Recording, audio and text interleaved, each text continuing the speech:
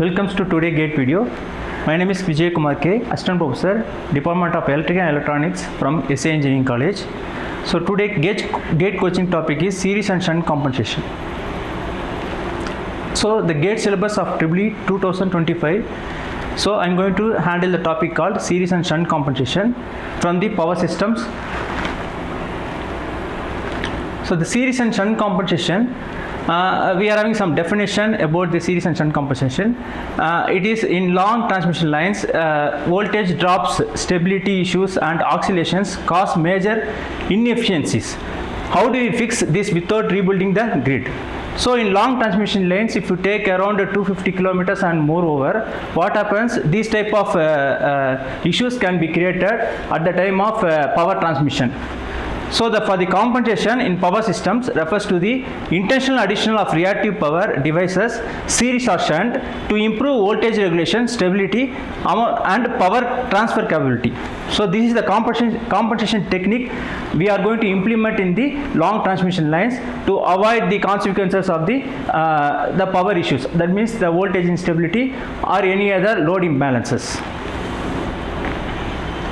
Compensators are used in transmission systems for improving the following aspects. So these are all the following aspects we are going to study. We are going to analyze in the compensators. By means of the compensation, I can able to overcome these type of issues and some possibilities to make a power quality in a better way. So first one is voltage profile, transient stability, steady state stability, dynamic stability, voltage stability, angle stability, losses reduction, enhancing the load ability, improving transmission capacity, damping power system, oscillations, mitigation, subsynchronous resonance, other contingency problems. So these are all the things will be happen whenever the power transmission can be occurred. So the simplified diagram for long transmission line, uniformly distributed impedance and admittance. So you can see the long transmission line, so around 250 kilometer and more if you want to transmit the power. So these are all the things, the parametric analysis will be kept in a single line. So you can see the sending end voltage will be there and the receiving end voltage and the load is connected. So that ZDX is nothing but the impedance, line impedance, and the admittance value will be in the parallel of the two lines. So it is nothing but a capacitance value.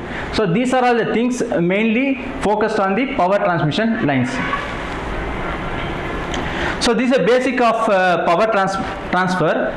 That means the equation of power is nothing but Vs into Vr by X sine angle. So it is nothing but the Vs is nothing but the sending end voltage, Vr is nothing but the receiving end voltage, and the total line reactance is nothing but X, the X value. The power angle difference between the sending end to receiving end voltage is called sine angle, sine theta.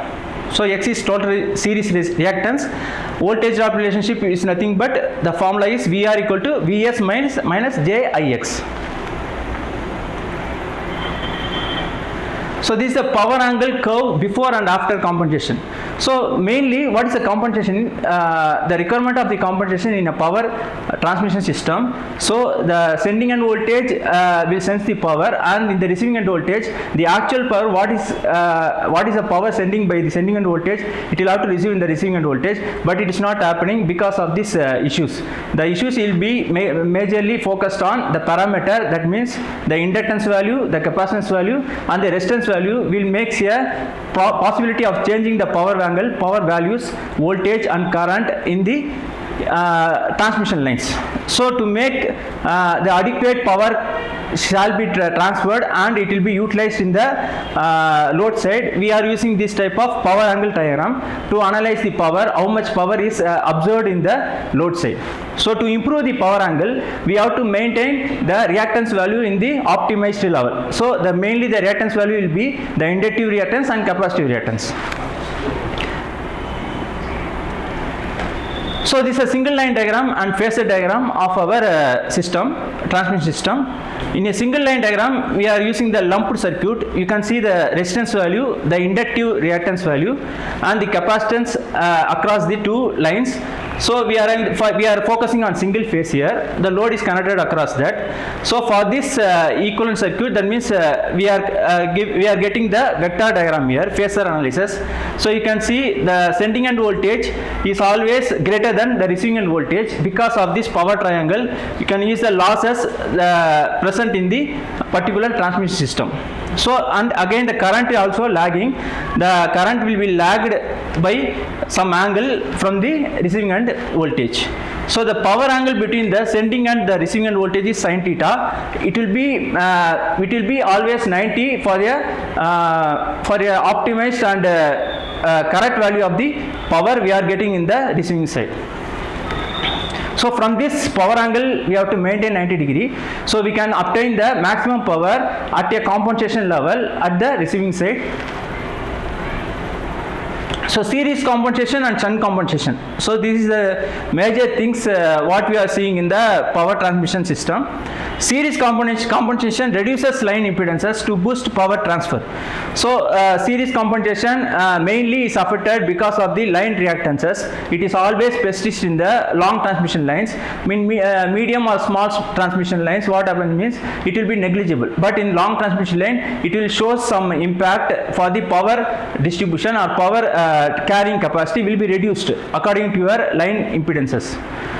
So series compensation is also be affected because of the line reactances. The benefits of using the series compensation increases power transfer capability, improves voltage profile, enhances stability, steady state and transient.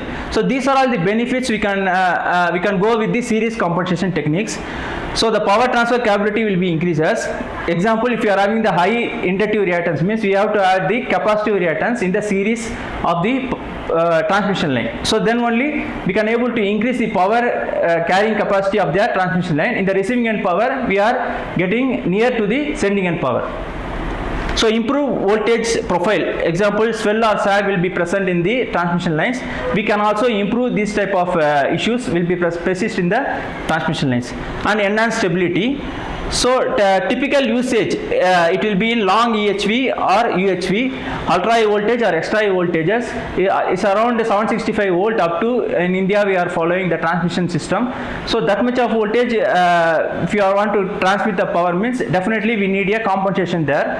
So for that the series compensation is a vital for that transmission systems. So next one is shunt compensation. Injects absorbs reactive power to manage voltage. So the shunt compensation is nothing but it is focusing on the capacitive reactance which will be present across the two lines. So whenever the capacitive reactance is more in the EHV or UHV lines, what happens? It will increases the voltage at the receiving end comparing with the sending end. So which will makes the load will be damaged or anything imbalances will be happens. So at what condition means at no load condition or light load condition. So at this type of circumstances, these things will be happen. So to avoid that, we need a shunt compensation technique. We have to add a reactor across the two lines. So for that, the reactor will absorb the things and it will maintain the power. So that benefits of this is limits fault current in short lines, used near generating station to avoid overloading. That means if you are connecting the shunt reactor across the two lines, what happens? It will absorb the capacitive reactance and it will maintain the power to the sending end voltage. So this means we can able to limit the voltage. It cannot able to disturb the load or any type of receiving end utilization method. The typical use of these things is short or very strong system where current needs to be restricted. So before what we are seeing about the passive shunt and series compensators, here we are going with the FACTS control for compensation. What is called FACTS control is flexible AC transmission system. So in which majorly the difference between the static and the active, that means we are using the FACTS. what is the major difference is, in fact we can able to control the event according to the load compensation. That means according to the load requirement we can able to transfer the reactive powers, we can inject or we can observe the reactive power based on your application or load phenomenon. So that is a major advantage of using the FACS controller. So majorly what element we are using the FACS controller, we are using the semiconductor devices like DIAC and any other SCR, IGBT, etc. So based on that we can able to control the action of power injected or observed based on your load applications. So faster control, dynamic response, majorly we are using the IGBT and SCR family only in the FACS controller. So series devices we are using the thyristor controlled series capacitor TCSC and static synchronous series compensator S.A.E.C. The shunt devices, it is nothing but static wear compensator and static synchronous compensator STATCOM. So hybrid devices, unified power flow controller UPFC. So these are all some devices we are using at the time of receiving station as well as the transmission station, depends on the application. So the comparison between the series with shunt compensation, so you can see the different comparisons. Series compensation, the feature is main purpose, increase power transfer, voltage regulation, power factor improvement in shunt compensation. In placement, where we can able to place this type of series and shunt compensation, in series compensation it will be within the line, the shunt compensation across the line, that means parallel to line. So effects on reactance, so the total reactance will be reduces in the series compensation, controls reactive power in the shunt compensation, majorly the capacitor effect, the capacitance reactance effect, we can able to observe the capacitance power by means of reactive power across the shunt compensation. Next one is main device. The device which we are using for this application is capacitor bank TCSC, and here the capacitor bank SVC and STATCOM. So we are having some example problems which are asked regularly in the GATE syllabus. So given maximum power transmitted through a line Pmax, then with 60% of series capacitor compensation, the maximum power transfer becomes. So this is a question they have asked. The given maximum power transmitted through a line Pmax. Pmax is nothing but the power maximum. The compensated power maximum, what we are getting in the receiving side, it is called Pmax. The compensated, after the compensation will occur. Because if you are sending the 100 megawatt power in the sending end, actually we have to get the 100 megawatt power. But because of this reactance value, both capacitor and resistance and inductors, the value will be reduced drastically. So to improve that stability, we have to go with the analysis of the power stability systems based on your series and shunt compensation techniques. So it is called Pmax. Pmax formula is nothing but Vs into Vr by X minus Xc. Vs is nothing but sending end voltage, Vr is nothing but the receiving end voltage, the reactance value of X and minus capacitive reactance. The calculations, we can go with the solution of that particular problem. The percentage of series compensation is 60%. The formula is the compensation of percentage equal to Xc by X into 100. This is a formula. So by applying this formula, we are getting Xc equal to 0.6x. That means the 100 will be go to that side, left side, and 60 by 100 is nothing but 0.6. The Xc also we have to go with the left side. Automatically the Xc is nothing but the capacitive reactance is nothing but 0.6x.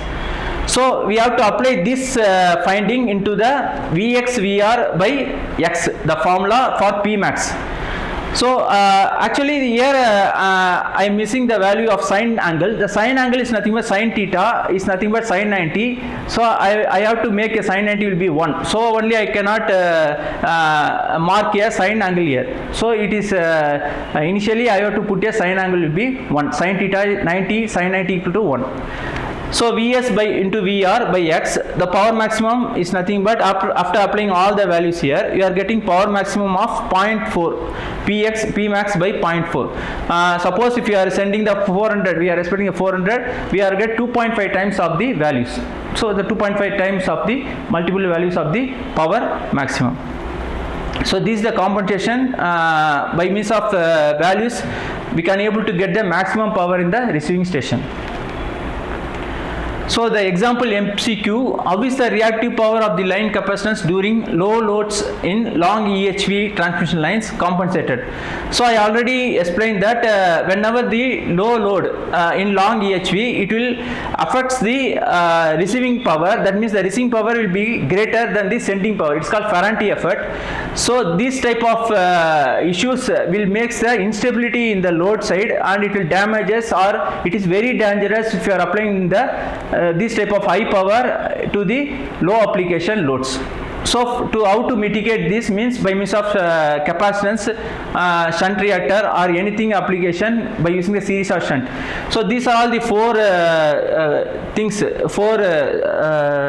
options they are given. So what is the correct answer is by shunt reactor, because at a low loads, what happens in a long EHV transmission lines, the capacitive reactive power will be more. It will make the high power high voltage in the that means the receiving end station. So we have to control that high power high load, high power and high voltage profile by means of injecting the shunt reactor across the two lines. So for that the answer is the shunt reactor. So shunt reactor is always opposition to the series capacitor, that means the capacitance reactance. So it will always oppose us. It will manage the things happening because of the reactance value of the capacitor. So the third MCQ, the power flow through a transmission line can be increased by installing. The power flow through a transmission line can be increased by means, that means already the power flow occurring in the sending end voltage to the receiving end voltage will be low. For example, if you take the receiving end voltage is having less power comparing with the sending end voltage. So for that, how can I able to increase the power value in the power max value in the receiving side? So what type of compensation it is required? This is the question they are asking. The four option is shunt capacitor, series reactor, shunt reactor, and series capacitor. As you already know, in the series, that means then the line reactance value will be more. Automatically, the power will be decreased in the receiving end. So to compensate that, we are going with the series capacitor, because it is always opposes the series reactance. So what happens? Because of the voltage decrease due to the series reactance can be uplifted by the series capacitor. So this is the effect we are using in the transmission lines. So these are all some series and shunt capacitors, and reactors, compensators. It will be applied in the power transmission system to make a hassle-free power transmission at the receiving end without any losses also. Thank you. We will see you on next video.